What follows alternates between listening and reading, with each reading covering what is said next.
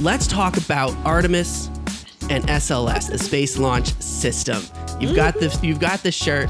We've been talking about SLS for years now, and Artemis is a fairly new program, isn't it? Yeah, so the astronauts were just chosen for the Artemis program. I think only a couple of months ago in December, I believe it was, and which is exciting because it's 50% women. First time women are going to the moon. Yay! Super exciting! I know, so excited. And it's actually incredible. If you just Google like Artemis mission astronauts, so many of them are so young. They're like only like a couple years older than me. Like some of them are in their early 30s. So it's like super duper exciting.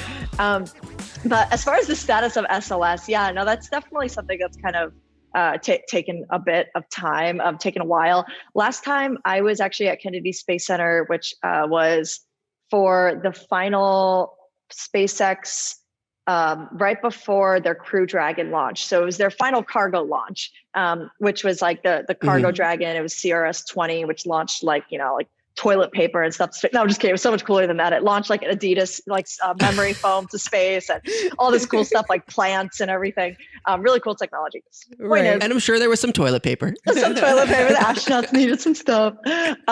So when I was there, they were actually doing, they had just brought out, I think it was like a part of the centerpiece of the first stage booster that they were testing. So kind of doing maneuvers in and out of the facility. So that's what I saw as far as the most recent update in person. But I believe I think they've gone further than that. They've probably already gotten now at least like the main like center part of the booster, which is essentially just that part that actually will burn through the propellant, and then it's going to deploy the Orion spacecraft, which is on top. So this top part separates. That's going to then continue out into space, but that bottom part will burn through its fuel. And then I don't believe they're planning to land it though, unfortunately, here on Earth. Like I feel like we. No, I think you're right about that. It's sort of still the old space tech that is kind of been, this is like the final iteration of what has been well-established rocket technology to just get stuff to space reliably, not worrying about cost. The cost of the SLS program, the cost of every launch for the rocket is just phenomenally higher than what the new space companies are able to do with stuff like Starship, which obviously isn't fully operational yet, or even the Falcon 9, this relanding of the rockets, because when SLS was first, envisioned, this new landing technology just didn't exist yet. So I feel like we've almost gotten spoiled by what not only Elon Musk is doing with, obviously Falcon 9 has already landed, I think 100 times now. They've landed their first stage booster. Yeah. And then Jeff Bezos, what they're doing with Blue Origin, the New Shepard, which they're not planning to go too far. I think, maybe New Glenn, they've never released any images of it just yet, as far as its development go. But New Shepard will be bringing like tourists to space. But backtracking to SLS, I think that that's definitely something that is certainly using like older technology, which is kind of like, for all of us space geeks, we're like, oh, come on, NASA, like get with the program, like let's develop something a little bit, more reusable, environmentally conscious kind of, if you can be with rockets. Yeah.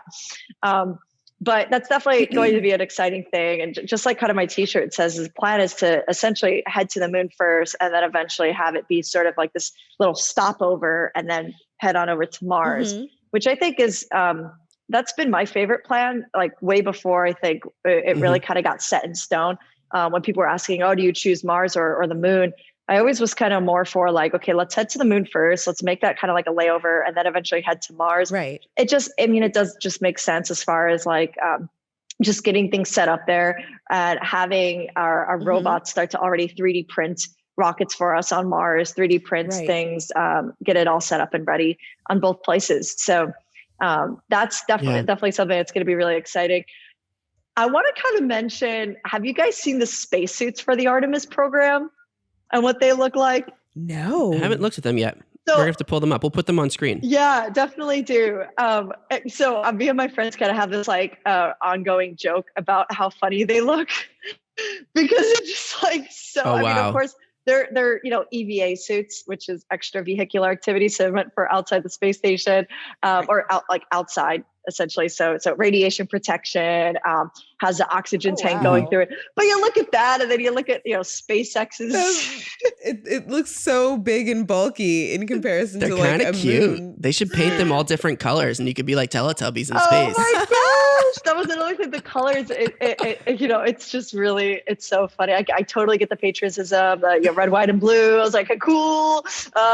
It's sure, but like, or you could just have all of the astronauts' favorite colors and have the Care Bears in space. Oh my gosh, that would just be so funny. Like, let the astronauts design their favorite, like design their suits, have it be their creativity, how they like say hello to the world and make their mark on the world, right? Like, I just found, it's not just NASA. On NASA's website, they call it Earth Blue, Rocket Red, and Lunar Silver.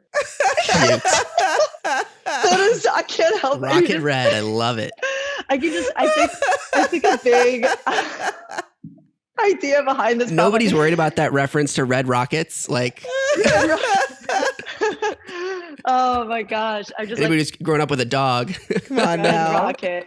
Oh my God, funny. this is hilarious. It's just so cute. I'm just imagining if they're probably going to want to make like action figure dolls, and they just thought it would look really cool. Yeah. We're like, yeah, guys, we got this. I need to Go know NASA. who was on their fashion design team. Right? I need to talk to That them. would have been great, Yeah, for sure. But I mean, this really highlights sort of the different philosophies that NASA has compared to some of these other private corporations are able to take a very different philosophy to space exploration. It's amazing that people like Elon Musk have created SpaceX to go at it from a different perspective, because NASA is a very low risk tolerance agency. They're working with public money. Everything has to be approved by Congress, which means that individual congressmen and women have often outsized influence over the way that the spending is allocated, which often means that you have every district has, some part of the rockets being built over here, some part over here, because that means that you are able to get support for it in Congress from a wide array of Congress people. So yeah, I mean, it really highlights the difference where NASA needs to kind of go slow and be the tortoise in this game, with, a good budget, but that budget is all about zero risk. And then you see companies like SpaceX coming in with this new direction, which is so exciting to see. So what the Artemis program is essentially the moon program, right? And that means that we're hoping to establish a base on the moon. We're going to be using the space launch system to do it. And then from there, it'll be kind of NASA's next step to start thinking about thinking about landing humans on Mars. yeah. It's so funny that term colonization. I think it's just kind of got this like just sort of bad rep, which is kind of humanity in general. Like every time we kind of find new land, we're like, it's ours, man. And which is kind of ironic because there are like some crazy sort of conspiracy theories about like, well, I don't really know if it's really a conspiracy, to be honest, but that humanity, what if maybe we actually had come from Mars and now we're like somehow going back? Because if you really think about how humans even formed here on Earth, or how life formed, there's a theory known as panspermia, which you guys maybe heard about, which talked about maybe there being some type of like bacteria that was on a space rock that then collided on Earth, and that's what kind of like created life.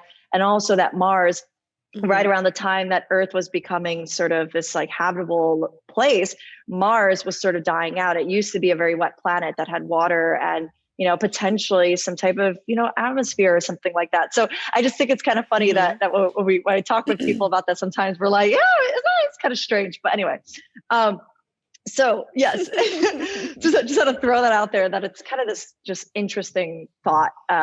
But with going back, for sure, I think that, with the Artemis program, and this is why too, as you were saying, like, getting to the moon, and then as far as getting then over to Mars, this is why I think public and private partnerships are so important. And this is why I think it was so exciting what we saw with the Crew 1 Dragon capsule, bringing NASA astronauts to the ISS, is having that partnership between a public and private entity, because exactly what you mentioned about space policy is something that oftentimes gets in the way. For one, it's always determined by the administration. And then secondly, after the NASA Transition Authorization Act is sort of put out there, then it's up to Congress and the senators And then there'd be like lobbyists, like I myself actually have gone with the Planetary Society to speak with Congress and different senators about like why certain programs should be funded. But it's always kind of this fight, and like fight for this program to be funded. And that's what you were saying. There's so much more risk taking that's done with these private companies because of separate investment and separate raising capital. But looking back at kind of like what you were saying with the Artemis program, sort of setting up camp, there's going to be a few missions for Artemis. So Artemis 1, I believe there's a goal to launch towards the end of this year, which is going to be an uncrewed mission. So Artemis 1 is going to be heading to the moon, orbiting around, and then coming back. And then Artemis 2 is going to be heading to the moon. I believe there's going to be a separation of a communications module or some type of lander that's going to then land on the moon, start to probably collect data of some sort, and then that orbiter is going to come and then go back to Earth. And then by Artemis 3's mission is when they're planning to eventually launch humans and then head to the moon. But while that's happening, that's just the Artemis program in itself. Each of those missions are also carrying separate commercial payload. So it's part of like the commercial services payload program, which NASA started for other small businesses to take part in having a presence on the moon. So there are like small businesses, companies, all these other like nations as well, international partners that don't have a space agency but want to take a place on the moon are building their own landers. And so the Artemis 1 mission, there's actually going to be, if it's a successful mission, the very first non-governmental privately developed lander from a private company. Like if you and I made our own company and we could create a lunar lander and essentially like apply to have our lander and probably pay NASA X amount of dollars to launch it to the moon, we can have our very own lander and our own presence on the moon. And so that's also something exciting with the Artemis program is it's now kind of setting up camp for all these other nations and companies to start to launch their own stuff to the moon. In addition to the countries that also have their own launches, like Russia is starting up their Luna program, and they're going to be launching the new Luna 27 lander, I believe it was either 27 or 26. That's going to be heading to the moon. And that hasn't been open or inactive since like 1976. And so Russia's space program is starting that up again. And then China is launching to the moon again as well. So yeah, there's a lot that we're going to be seeing just in this year alone of more of a presence on the moon. Amazing. That's Amazing. so cool. Thanks for checking out this clip from our show. To watch more clips or full episodes, click on our profile below. If you want to stay up to date on all of our new episodes and videos, click subscribe. And if you have any ideas for future guests or topics that you would like to see us cover on the show, leave us a message in the comments or connect with us on any of our social media channels at Funtime Program. Or on our website at funtimeprogram.com. We'll see you in the next one. Bye-bye.